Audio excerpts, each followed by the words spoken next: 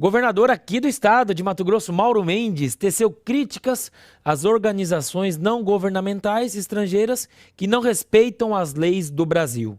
Peço para a produção, por favor, colocar o vídeo do governador Mauro Mendes. O que nós precisamos é fazer-nos respeitar pela nossa diplomacia, pelos nossos grandes líderes nacionais, nesse embate e nesse debate internacional, fazendo que nós não possamos ser submetidos a uma legislação, já citada aqui, da União Europeia, que não respeita a lei brasileira. Isso é um desrespeito ao Congresso Nacional, um desrespeito ao nosso Código Florestal, que é, seguramente, a lei ambiental mais restritiva, mais protetiva ao meio ambiente que existe no planeta. Aquilo que nós temos no Brasil, talvez nenhum país relevante desse planeta tem em termos de legislação para proteger o meio ambiente. Ao invés de reconhecer isso, ao invés de reconhecer os nossos grandes ativos ambientais, eles ficam lá para proteger as suas emissões, que continuam aumentando.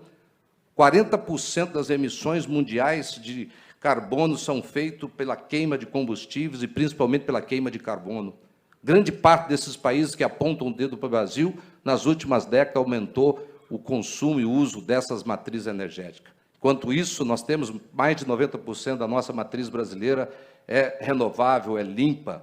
Reconhecer isso, eles não fazem e apontam o dedo para nós, criando uma legislação que desrespeita o Código Brasileiro. Lá no meu estado, nós queremos banir do estado de Mato Grosso ONGs que não assinaram um compromisso de respeitar a lei brasileira. Eu acho que isso deve ser feito em todo o território. Não podemos aceitar que alguém venha dentro do nosso país, dentro da nossa casa, nos insultar, desrespeitando a lei brasileira, que ataca profundamente os nossos interesses. A ProSoja-MT também se manifestou, abro aspas, assim como o governador Mauro Mendes, a ProSoja-MT também repudia a atuação de ONGs que, por interesse internacional, procuram impedir o desenvolvimento do agro brasileiro, fecho aspas. Passar primeiramente, Nicolas Vital. Bom, governador Mauro Mendes, coberto de razão. O Brasil já tem a legislação ambiental mais rígida do mundo. Não existe em lugar nenhum do mundo esse tipo de restrição. Para quem não sabe, em áreas como a Amazônia, o sujeito ele tem um território e ele só consegue utilizar 20% desse território. Na área de cerrado, é de 50%, 35% a 50% tem que ser preservado. E nas demais áreas, cerca de 20% tem que ser preservada. O que isso significa? Se você mora na cidade, você tem um apartamento de 5 quartos, você só pode usar 4. Um dos quartos você vai ter que manter ali, limpinho, arrumado, só que você não pode usar. É exatamente isso que acontece aqui no Brasil com o produtor rural. Ele tem uma área, ele não pode usar isso na sua totalidade. Isso sem contar as áreas de beira de rio, também que ele tem que proteger. Ele tem uma série de limitadores para trabalhar dentro da sua própria área. E isso é respeitado pela grande maioria dos produtores. Existem exceções, evidentemente, mas a grande maioria dos produtores respeita isso, inclusive os do Cerrado. Essas mega fazendas que a gente vê lá no Cerrado, elas têm áreas gigantescas de reservas legais, de áreas de mata nativa, áreas de proteção ali nas beiras de rios, que não são poucos rios. Queria ver se fosse isso se isso acontecesse na Europa. Lá, as áreas já são muito pequenas. Se o produtor tivesse que ainda restringir uma fatia dessa terra para preservação, não ia sobrar nada. Ele ia precisar de ainda mais subsídio do que já recebe o produtor europeu. Agora, o papo aqui é sobre as ONGs. Essas ONGs têm que entender a questão da legislação brasileira. Não dá para a gente querer sobrepor essa legislação que foi tão debatida, foi aprovada, inclusive pela esquerda. Todo mundo aprovou essa legislação. No fim, qual que é o ponto da discórdia aqui hoje em dia em relação ao Código Florestal? Eles não aceitam produção oriunda de desmatamento como um todo.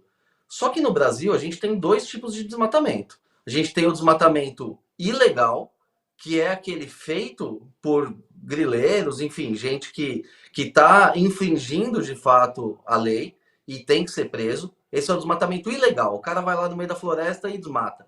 Agora, no Brasil, a gente tem o desmatamento legal. O que é um desmatamento legal? Voltando ali ao código que eu estava explicando. Vamos supor, eu tenho uma área de um tamanho de um campo de futebol. Eu moro aqui em São Paulo. Então eu tenho que preservar 20% da minha área. Só que até hoje eu só abri 50% da minha área. Ou seja, eu tenho 30% ali ainda que legalmente eu posso abrir, ainda respeitando a minha reserva mínima que eu tenho que manter. O que eles não aceitam é esse desmatamento, aos olhos da legislação brasileira, legal. Os compradores lá nos Estados Unidos, na Europa e nos Estados Unidos, eles têm pressionado muito os brasileiros, porque o que eles querem? Eles querem desmatamento zero. Por quê? Porque eles não querem ter que ficar explicando essa divisão. Então, essa pressão, ela começa no varejo, né? Começa no McDonald's, que não quer produtos desse tipo, começa com as trades, que não querem soja de área de desmatamento, mesmo que um desmatamento legal, e aí chega até o produtor aqui no Brasil, né? Que acaba sendo impactado. Tudo isso significa o quê? Que eles querem melhorar o planeta, querem acabar com o desmatamento? Não, eles querem desvalorizar o produto brasileiro e comprar esse produto mais barato. É isso que, no fundo, eles querem. Então, aí o produtor brasileiro ele tem que correr atrás de se legalizar, de tirar certificações. Enfim, uma série de burocracias sempre dificultando, aumentando o custo de produção dele para atender pequenas vontades de determinados grupos. E essas ONGs atuam aqui no Brasil, muitas delas financiadas com dinheiro de fora, para criticar esses produtores, que no fim das contas, perante a lei, estão trabalhando dentro das regras. Só que perante os desejos de consumidores na Europa, cujos produtores não seguem essa mesma regra, eles querem que o Brasil siga. Por quê? Porque eles não têm competitividade para concorrer com a gente.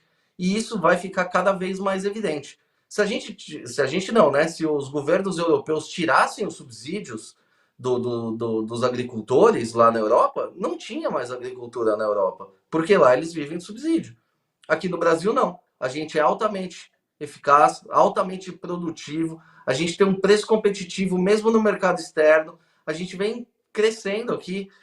A China é um país, enfim, super importante, comprador de produtos brasileiros, e a gente vem roubando o mercado dos Estados Unidos, roubando o mercado da Europa, e esses produtores certamente não estão felizes. Então, a forma que eles encontram é financiar a ONG para fazer barulho aqui e tentar desestabilizar de alguma forma o setor. Obrigado, Nicolas Vital. Paulo Figueiredo. Acho que o Nicolas falou bem. O que a ProSoja e o governador Mendes descobriram, na verdade, foi o globalismo. Isso é a ideia, o globalismo, que muita gente diz que não existe. Né? Se você for numa academia, eles vão dizer, globalismo não existe, isso é coisa, teoria da conspiração. Mas o globalismo é isso. É quando os estados, nação, eles vão cedendo a sua autoridade a organismos internacionais. E isso é hoje verdade inquestionável. As pessoas não podem confundir globalismo com globalização. É possível haver globalização sem globalismo. Os estados podem continuar independentes, comercializando entre si, trocando ideias, etc., etc., mas sem abrir mão da sua soberania, fazendo tratados, mas sem abrir mão da sua soberania. E hoje, isso fica muito evidente para o governador Mauro Mendes e para a ProSoja, especificamente neste campo, mas é algo alastrado por toda a sociedade. A forma como você come é determinada pela OMS. Vocês viram quantas das políticas sanitárias da OMS impactavam nas políticas sanitárias da Covid? Vocês viram quantas dessas, né? Você tem políticas educacionais Várias políticas educacionais hoje são dadas pela Unesco, etc, etc. E por aí vai.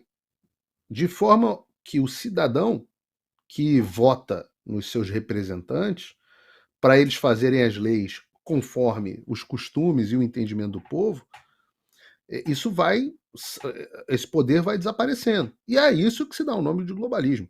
Eu fico feliz de ver que o fenômeno, ao menos, esteja sendo claramente identificado, embora ambos tenham perdido a oportunidade de dar nome aos bois. Porque dar o nome às coisas é importante. Para que a gente possa combater o que é errado, a gente precisa nominar esse errado, apontar, dar nome, descrever o fenômeno e dar um nome para esse fenômeno que foi descrito. Uma das formas que o globalismo funciona é através da pressão das entidades não governamentais, que são uma maravilha. É o sonho de ONGs são o sonho de todas as elites.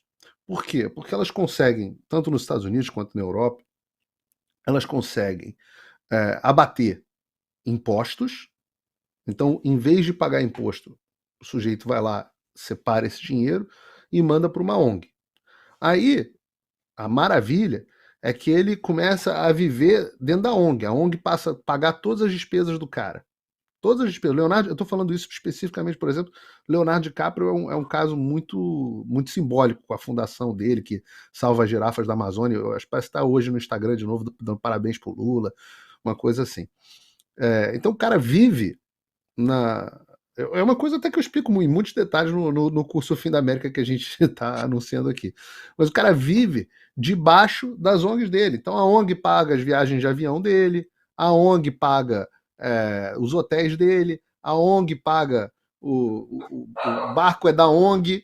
O cara começa a viver embaixo da ONG. Então o cara abre mão dos impostos, desconta os impostos que ia pagar, cria uma ONG, vive debaixo da ONG, usa a ONG para beneficiar uma série de amigos e parceiros, fica bem pra caramba na fita porque sinaliza virtude para toda a sociedade. E ainda transforma o mundo na direção que ele quer. Então isso é o sonho de todas as elites. Esse negócio de ONG é o maior esquema de bater a carteira do povo, porque esse dinheiro é o dinheiro que devia estar indo para imposto, né? E transformar a sociedade. E isso acaba também sendo muito bom para você lavar dinheiro. É uma coisa maravilhosa você lavar dinheiro, porque o dinheiro que entra da ONG, você não sabe direito de onde é que vem, a transparência não é grande. Outra coisa que acontece, e isso ficou muito claro aqui nos Estados Unidos, às vezes eu falo algumas coisas que as pessoas acham que é teoria da conspiração, mas são questões públicas. Boa parte das ONGs ambientalistas nos Estados Unidos e na Europa foram verificados que vocês sabem quem pagava essas ONGs ambientalistas? Os russos. E, claro, os chineses também. Os russos tinham um interesse gigantesco em que a energia fosse mais a energia que os russos têm em forma abundante, fosse mais cara dentro dos Estados Unidos e da Europa. E que, lembrem-se, a Europa hoje tem que ter muitos dedos, e os russos tinham certeza que eles não iam nem ajudar os ucranianos, porque a Europa é absolutamente dependente de energia, agora um pouco menos, mas ainda é absolutamente dependente de energia russa. E por que era dependente de energia russa? Porque os russos financiavam ONGs, como as lá, não sei se especificamente a da Greta, mas como a La Greta, com essas ideias de que combustível fóssil é demoníaco, não sei o quê. O país começava a achar que ia se sustentar construindo cataventos pelo planeta inteiro e no final tinha que importar a energia da Rússia. Então, de forma que a Rússia, com essas ONGs, conseguiu deixar o mundo na mão deles. E é a mesma coisa que funciona para a área alimentar. Então, esses instrumentos que são complexos de influência, é uma pena que o governador, muito bom que tenha descrito o fenômeno, mas só tem identificado uma parte dele. Não tem identificado todo. No final das contas, são agentes de influência no Brasil. Então, a gente precisa ter muito cuidado com essa história.